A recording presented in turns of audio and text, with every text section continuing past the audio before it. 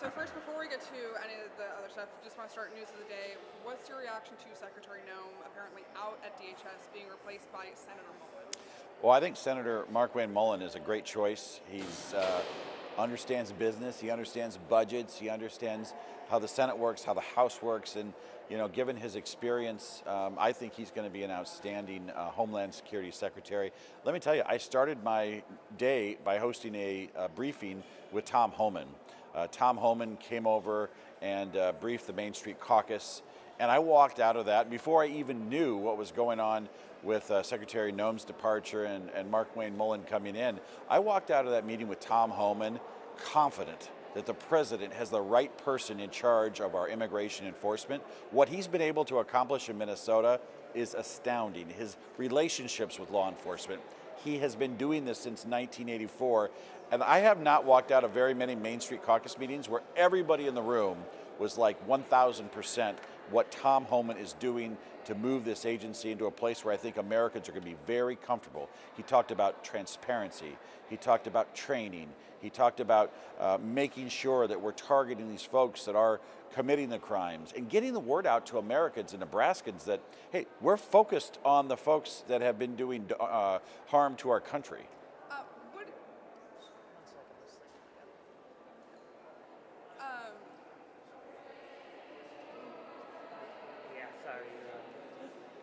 There we go. It's Okay. now no longer visible. Ultimately, what do you think was sort of the end of Secretary Noem's path in the department? We've seen a few missteps, so to say. Why do you think this happened now? Well, ultimately, I think the president wants to go to bed at night and know that his agenda is being followed. And his agenda has always been to keep our border safe. And by the way, Secretary Noem has accomplished a lot in the last year. We have border crossings at an all-time 50-year low.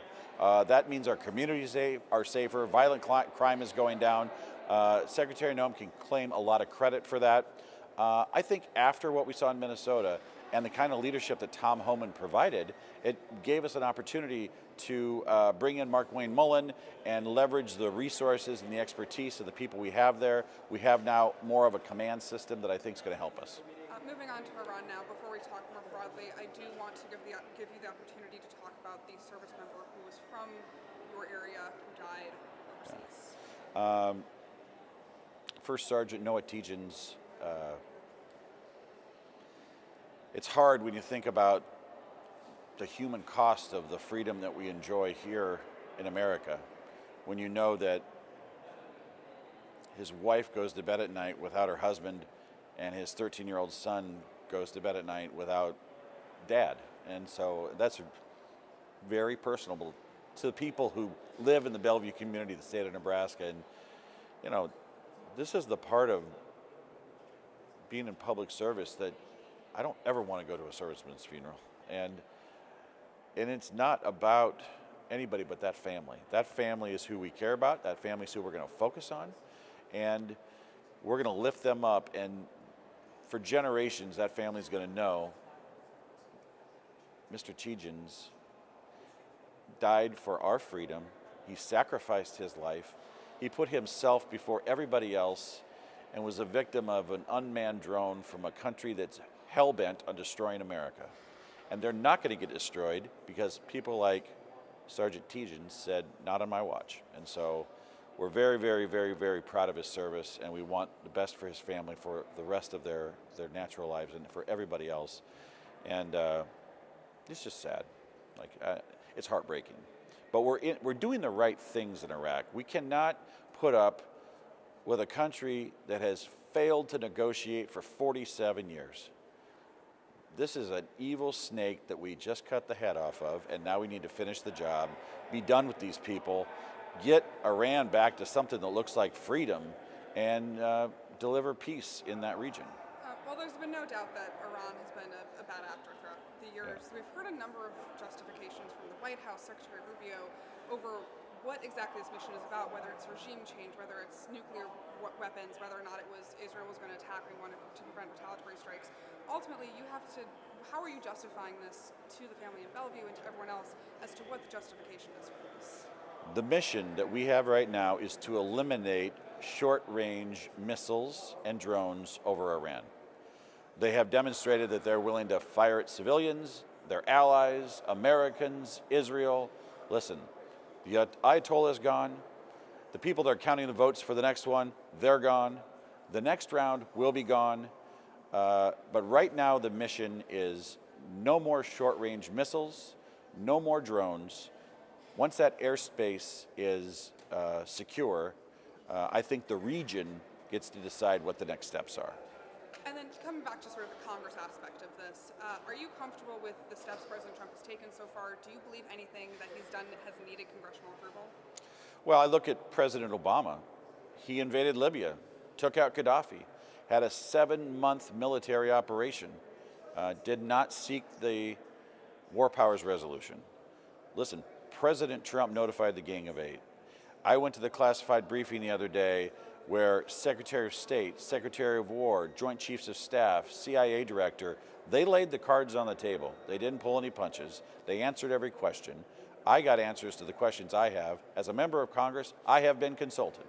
Now, there may come a time, if the facts change, that it will require Congress to act. But right now, we're not even a week into getting rid of the Ayatollah, and it's going to get more intense before it gets better. But I see nothing, hear nothing, get briefings that do not suggest we are going to be in a long-term war with Iran.